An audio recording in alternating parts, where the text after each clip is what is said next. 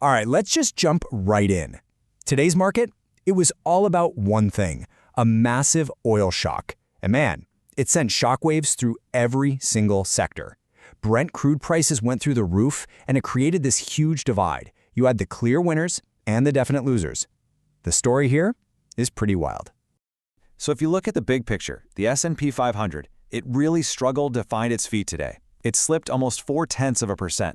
And you know, this is actually its third day in a row in the red. It's setting this really tense, kind of negative vibe across the board. It feels like all these geopolitical risks are just putting a heavy lid on everyone's willingness to buy. But oh boy, the real pain, that was all in the tech sector. The Nasdaq got hammered, taking the brunt of the damage, dropping almost 0.75%. I mean, this is just a classic risk-off day. When oil prices spike like this, inflation fears go nuts, and what do investors do? They dump high-growth stocks like they're hot potatoes. And here's where it gets interesting. Check this out. The Dow Jones, it actually managed to squeeze out a tiny gain. So, what does that tell you? It's a textbook flight to safety. Investors were yanking money out of those growth names we just talked about and scrambling for cover in those big, boring, defensive blue-chip stocks. You know, the ones that feel a bit more stable. And this right here sets the stage for everything else we're about to unpack. Okay, so first up, let's talk about the collateral damage. And our first case study, Sysco. Oh man, this global food distribution giant basically became the poster child for just how badly an oil spike can wreck a company's bottom line.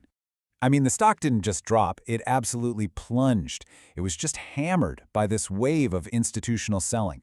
We are talking a massive, massive drop of over 15%. So the big question is, what on earth caused such a violent reaction? Okay, so this really lays out the perfect storm that hit Sysco. You've got Brent crude hitting $114 a barrel. Right away, the cost to fuel their huge fleet of delivery trucks just skyrockets. Then you pile on the fact that food inflation is already super sticky, and boom, their operating margins just get completely squeezed, absolutely crushed. Investors took one look at this logistical nightmare and just bolted for the exits. And the reaction on Wall Street? It was immediate. And it was absolutely brutal. Down more than 15% in one single day.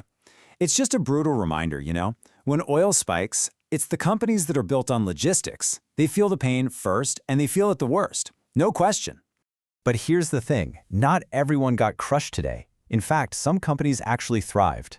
So now we're going to pivot to a really surprising story of retail resilience. Let's talk about Bath & Body Works, because they completely defied all the doom and gloom out there. So while pretty much the rest of the market was a sea of red, this personal care staple just surged. It jumped over 10%. This tells a totally different story about the American consumer, right? It's all about where people are still willing to open their wallets, even when things feel pretty tough. So why the huge pop? Well, this is a textbook case of what's called the lipstick effect. It's this cool idea from behavioral finance.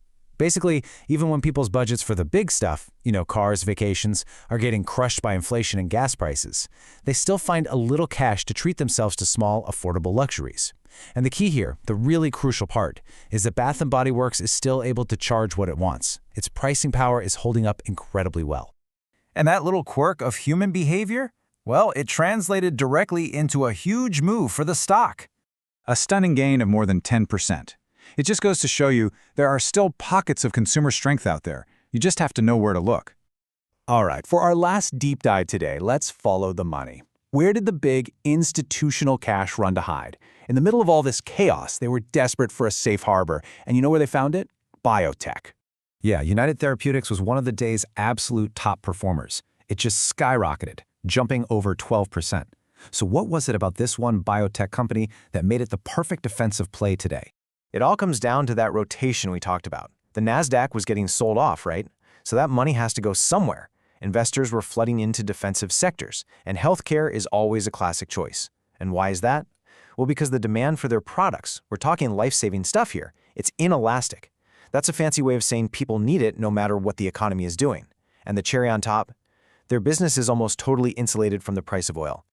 And this massive flight to safety, it led to one of the most powerful stock moves of the entire day. A huge jump of almost 13%. It just proves that when the big picture gets ugly, companies where demand never quits, they become the ultimate safe harbor for investors. So after a crazy day like today, what's the big takeaway? Don't worry, I've got you covered. Here is exactly what you can say to your colleagues tomorrow morning to sound like you've got it all figured out. First, for Sysco, here's your line. Sysco dropping over 15% is a great reminder to audit allocations to ensure we aren't overexposed to heavy fleet operators struggling to pass fuel costs onto the consumer. Next, for Bath & Body Works. Bath & Body Works surging over 10% is the ultimate lipstick effect playing out in real time. Pockets of discretionary resilience still exist. And finally, on United Therapeutics, here's the smart take. United Therapeutics jumping over 12% is exactly why we maintain diversified healthcare sleeves. Having non-correlated, defensive growth assets is non-negotiable. So Bath & Body Works surged over 10% today on the lipstick effect, proving people still buy affordable luxuries even when the economy gets tough. So I'm curious, are there any other retail stocks you think are secretly inflation-proof? Let me know in the comments below. And hey, don't forget to subscribe for your daily edge.